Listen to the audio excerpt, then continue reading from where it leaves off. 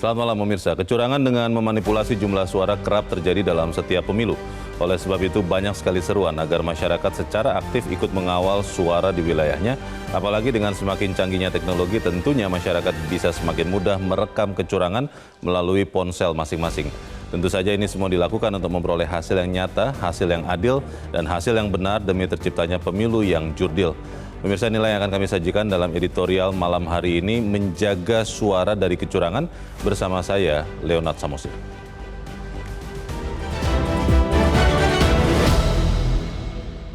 Menjaga suara dari kecurangan.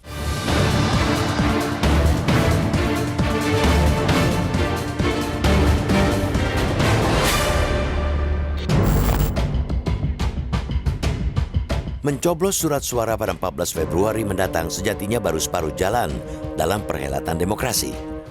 Perjuangan masih belum usai karena ada tahapan lain yang terbilang krusial dan rawan kecurangan.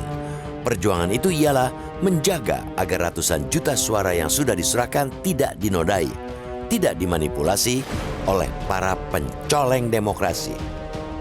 Mereka tidak segan-segan menyerobot, mencuri, mengutak-atik, dan menyabotase kedaulatan rakyat demi keuntungan diri sendiri. Mereka rela mencederai demokrasi. Mutlaklah bahwa aksi pencoleng harus diatasi, kawal suara menjadi kuncinya. Jangan sampai surat suara yang telah dicoblos di tempat pemungutan suara atau TPS berubah di Pusat Tabulasi Nasional Komisi Pemilihan Umum atau KPU Republik Indonesia. Ada banyak modus kecurangan yang patut diwaspadai. Salah satunya ialah penggunaan surat suara yang tidak terpakai karena tidak sepenuhnya pemilih menggunakan hak memilih mereka. Berdasarkan pengalaman pemilu sebelumnya, ada sekitar 18 hingga 20% pemilih yang tidak menggunakan hak mereka. Memakai perhitungan 5 tahun silam, maka tahun ini ada lebih dari 36-40 juta kertas suara yang berpotensi dimainkan dengan jumlah daftar pemilih tetap atau DPT 204,8 juta orang. Ada pula yang mengingatkan modus kecurangan yang mesti diwaspadai, yakni kong kali kong mencoblos surat suara cadangan. Praktek culas tersebut terjadi ketika perbedaan suara antar calon sangat tipis, sehingga membutuhkan suara tambahan yang dicuri dari surat suara cadangan. Ironisnya, aktor utama dalam kecurangan ini boleh jadi penyelenggara pemilu. Mereka yang disumpah untuk bekerja jujur, lurus hati, dan berlaku adil, malah berperilaku lancung. Modus ini pernah terjadi pada pemilu 2019. Modus lain yang bergelimang di belantara pemilu ialah penyalahgunaan daftar pemilih tambahan atau DPTB. DPTB ialah salah satu tahapan pemilu di mana pemilih yang sudah terdaftar dalam DPT ingin menggunakan hak pilihnya di TPS lain karena keadaan tertentu. Guna mengatasi praktik ini, para saksi yang bertugas harus mampu memastikan bahwa jumlah total pemilih di setiap TPS termasuk DPTB cocok dengan jumlah total kertas suara. Tentunya tidak hanya saksi yang mengambil peran mulia ini. Publik yang peduli dengan perhelatan pemilu juga diberi tanggung jawab serupa. Oleh karena itu, mengenali modus-modus kecurangan yang sudah terjadi pada pemilu terdahulu merupakan keniscayaan. Langkah selanjutnya adalah melaporkan ke Panitia Pengawas Pemilu atau Panwaslu atau Badan Pengawas Pemilu atau Bawaslu jika menemukan kecurangan sekecil apapun. Itu semua hanya sedikit contoh modus kecurangan yang mesti diwaspadai. Kita punya peran yang amat krusial dalam mengawal hasil akhir pesta demokrasi. Namun, kenduri dari rakyat, oleh rakyat, dan untuk rakyat ini akan berjalan timpang manakala para pelaksana dari skala terkecil seperti kelompok penyelenggara pemungutan suara atau KPPS hingga Komisi Pemilihan Umum atau KPU dan Bawaslu tidak menunaikan pekerjaan secara jujur dan adil. Ketimpangan itu akan semakin merajalela bila mereka sudah berniat curang sejak dari pikiran. Mengingat hari pencoblosan sudah semakin dekat, melalui forum ini kita menyerukan para penyelenggara untuk menggaransi pemilu berlangsung bersih, jujur, dan adil. Biar kiranya pasangan calon presiden, calon wakil presiden, serta para wakil rakyat yang kelak terpilih memang betul-betul murni dari hasil pilihan rakyat. hendaklah nurani mereka jadi penerang saat dihadapkan pada godaan berlaku curang.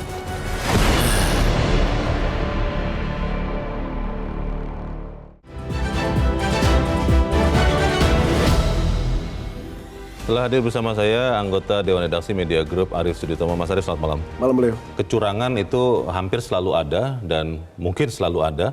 Bagaimana kita bisa memastikan 2024 ini seminimal mungkin kecurangan itu? Betul, kecurangan itu pasti akan ada. Dan yang penting bagi kita adalah bagaimana kita menekan kadarnya dan bagaimana kita bisa memanage itu semua agar pada akhirnya kita memiliki pemilu yang legitimate. Nah, salah satu hal yang pasti harus dilakukan adalah partisipasi publik. Media, simpatisan partai politik, atau para calon legislatif yang berlaga itu harus berperan. Dan itu semua merupakan salah satu hal yang sama-sama menjadi sebuah faktor penekan buat penyelenggara pemilu bahwa seluruh proses yang akan kita lalui adalah seluruh proses yang diawasi publik. Jadi kalau misalnya itu sendiri sudah menjadi salah satu hal yang kita luput atau kita sama sekali merasa tidak perlu berpartisipasi dalam tahapan itu, saya yakin prosesnya akan menjadi salah satu proses yang menghasilkan pemilu yang tidak legitimate karena kecurangan bisa masuk di tengah-tengahnya. Yang kita bisa andalkan, kita benar-benar bisa harapkan, itu siapa, Mas Arief? Apakah penyelenggara, mungkin pengawas, Bawaslu, Panwaslu di setiap TPS, atau siapa yang harusnya diharapkan? Kecurangan itu akan menjadi objek dan menjadi subjek pada siapapun. Peserta, penyelenggara, itu bisa menjadi pelaku. Dan apabila kita merasa bahwa kewajiban kita berhenti di saat kita mencoblos, saya pikir itu merupakan salah satu pintu di mana kecurangan-kecurangan tersebut akan terjadi. Jadi salah satu hal yang harus kita kampanyekan adalah kewajiban buat orang-orang yang mencintai negara ini tidak hanya berhenti di saat mereka selesai mencoblos dan memasukkan kertas-kertas suara. Karena banyak sekali indikasi-indikasi kecurangan yang akan dilakukan. Misalnya ada penggunaan surat suara yang tidak terpakai. Itu merupakan salah satu hal yang juga katanya memiliki potensi pencurangan yang cukup besar. Itu sering dicoblosin sendiri begitu ya? Karena antara 18 sampai 20%. Dan kalau di tahun 2024 ini kita memiliki 204 juta DPT, bisa bayangkan Leo sampai 40 juta itu adalah suara-suara yang tidak terpakai. Signifikan tuh. Dan juga harus yang kita awasi adalah DPTB, daftar pemilih tambahan, yang mana mereka sebenarnya bisa memilih di TPS masing-masing, tetapi mereka baru bisa memilih dengan menggunakan surat suara tambahan. Nah, itu semua yang pada akhirnya harus menjadi objek dari pengawasan dari pihak-pihak yang mengawasi, bisa publik, bisa pengawas dari capres atau caleg, untuk pada akhirnya memastikan bahwa total dari surat suara yang tersedia dan total dari jumlah surat suara yang memilih pada hari itu harus bisa sinkron. Nah, itu yang pada akhirnya menjadi salah satu hal yang kita harus suarakan terus-menerus kepada publik. Apa yang bisa kita lakukan sebagai pemilih ya, Mas Arief? Karena katakanlah misalnya kita mau menunggu di TPS sampai selesai, sampai kita lihat perhitungan, kan katanya kita bisa memfoto, fotonya ini kemudian kemana itu larinya? Ada banyak sekali organisasi yang pada dasarnya, baik itu LSM maupun Bawaslu, yang pada akhirnya bisa kita salurkan. Tapi yang saya bisa sampaikan adalah ya itu merupakan salah satu hal yang bisa kita upload di media sosial, platform media sosial kita sendiri, gitu ya. Jadi bahwa kita sudah melakukan sebuah aksi partisipasi yang sangat-sangat baik, bahwa kami telah menuntaskan tugas kami untuk tidak hanya sekedar mencoblos, tapi kita mengawal sampai akhir, rekapnya berlangsung, kita foto, dan disitulah kita memberikan kontribusi kita kepada bangsa dan proses legitimasi pemilu kita di saat bangsa ini amat sangat memerlukan proses yang sangat baik tanpa kecurangan. Banyak pihak khawatir di 2024 ini karena ada isu dugaan ketidaknetralan, Mas Arief, jangan-jangan itu berdempetan juga dengan kecurangan. Itu bagaimana memastikan bahwa itu tidak terjadi? Kita harus jeda dahulu. Pemirsa tetap bersama kami, editorial kembali selepas jeda berikut ini.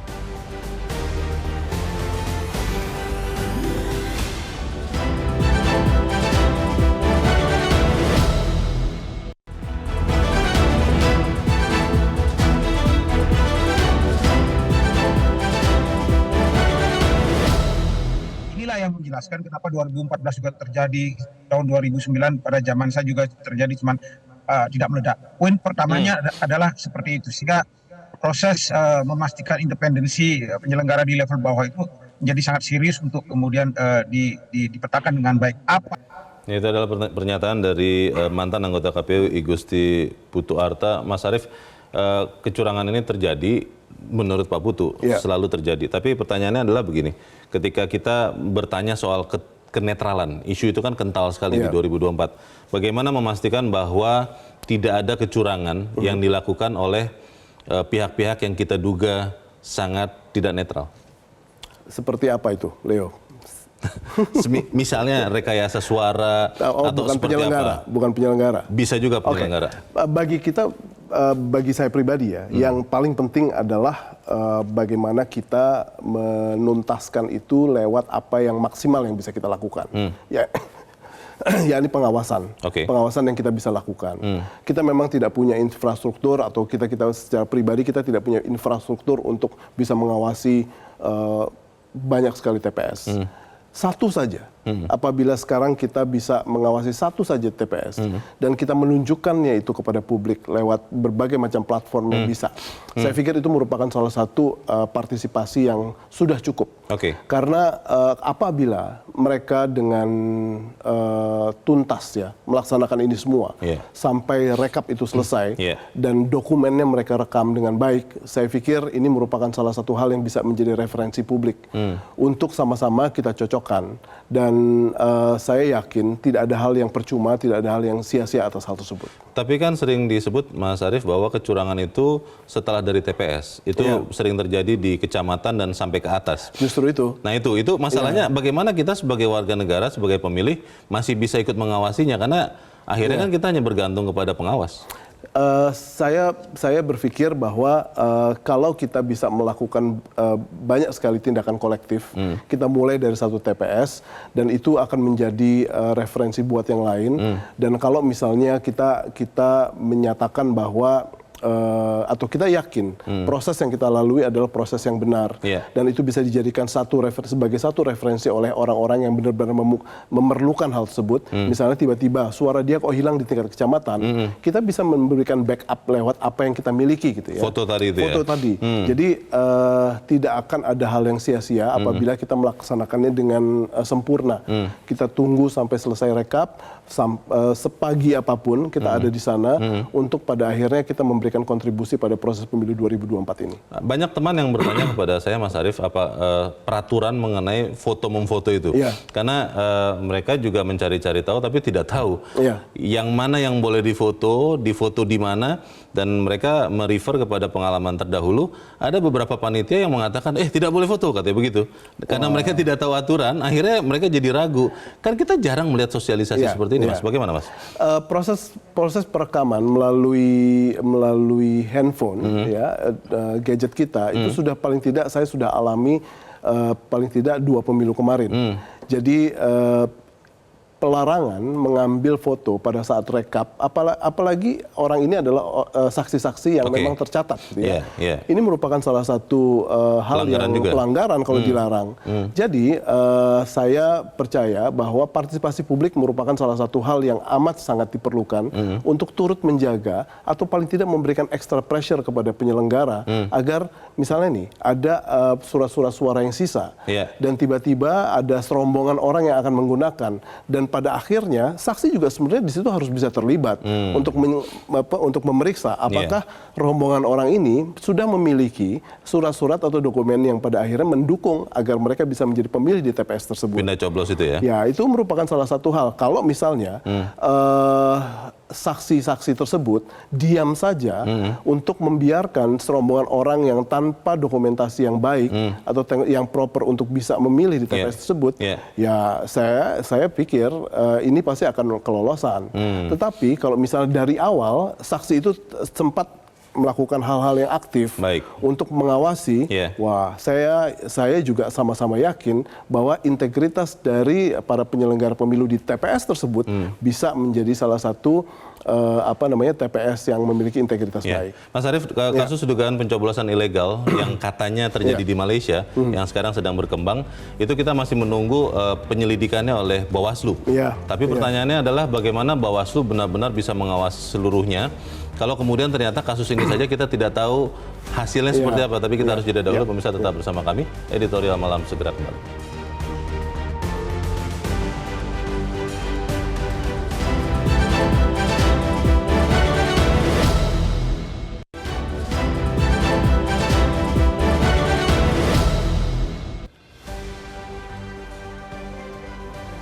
Ya, ini adalah hasil dari polling yang dilakukan Metro TV melalui platform X.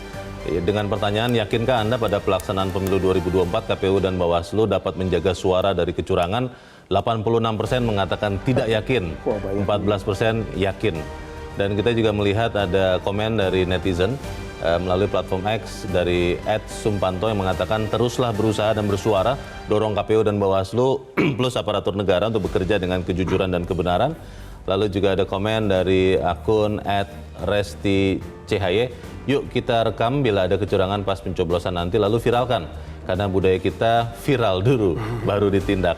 Pertanyaannya Mas Arief, apakah memang kita benar-benar bisa memastikan bahwa pemilu 2024 ini berjalan seminimal mungkin kecurangannya? Karena kalau polling itu kita andalkan, masyarakat ragu betul dengan bebas kecurangan itu. Kita tidak bisa berangkat dengan pesimisme kali ini, Leo. Meskipun kita tahu ada beberapa indikasi yang pada akhirnya membawa kita pada bukti awal bahwa terstruktur, sistematik, masif itu benar-benar sudah tampak. Kita tidak boleh pesimis, kita tidak boleh kalah dengan semangat dari pihak-pihak yang memang punya niat untuk curang, dan kita harusnya bisa memiliki kekuatan yang jauh-jauh lebih besar untuk bisa menghambat itu semua.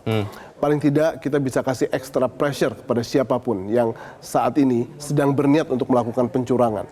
Jadi saya yakin kekuatan rakyat lewat gadgetnya itu merupakan salah satu elemen yang pada akhirnya akan bisa menjadi deterrent buat apapun itu yang ujung-ujungnya adalah kecurangan. Jadi yakinlah bahwa suara publik, kekuatan publik, semangat publik untuk menjaga agar kecurangan itu bisa diminimize itu harus ada. Dan terakhir adalah jangan takut sama intimidasi. Jangan takut intimidasi, lawan. Karena suara rakyat suara Tuhan.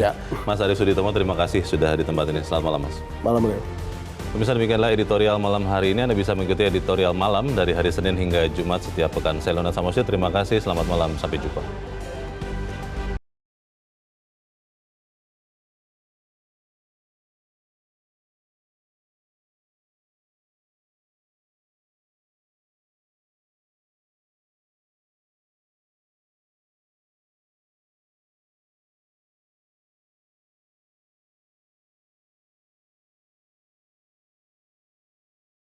Jelajahi cara baru mendapatkan informasi. Download Metro TV Extend sekarang.